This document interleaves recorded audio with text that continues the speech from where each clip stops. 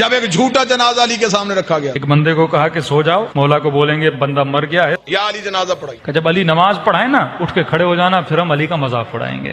مسلمان شرارتیں نہیں چھوڑتا. تو ایک بندہ لیٹ گیا, جنازہ پڑھانے سے پہلے ہی علی نے کہا کون ہے اس کا جنازہ لے کے؟ یا علی ہمارا دوست تھا بیچارہ, اس کا انتقال ہو گیا ہے. امام نے کہا دیکھو کسی اور سے پڑھا لو, علی سے نہ پڑھاؤ. کہا نہیں یا علی آپ ہی پڑھائیں, نبی کے صحابی ہیں, آپ کا درجہ, آپ کا مقام. کہ دیکھو پھر کہہ رہا ہوں مجھ سے نہ پڑھاؤ, کیونکہ میں جب نیت کروں گا تو نیت یہی کروں گا نماز جنازہ پڑھا رہا ہوں. بہرحال انہوں نے اصرار کیا, مولا علی آ گئے. امام نے نیت کی, نماز جنازہ کی اور نماز پڑھانا شروع کر دی. یہ اس انتظار میں تھے ابھی اٹھے گا, ابھی اٹھے گا. نماز ختم ہو گئی, اٹھائی نہیں. اور ایک جناب آگے بڑھا اور اس کو اٹھانے کی کوشش کی, بھائی اٹھ جاؤ نماز ختم ہو گئی, کہیں تجھے نیند تو نہیں آ گئی. علی مسکرائی, علی نے مصلی چھوڑ کے کہا صرف مرا ہی نہیں ہے, قیامت والے دن ہر کوئی اٹھے گا, یہ پھر بھی نہیں اٹھے گا. مولا یہ کیوں نہیں اٹھے گا؟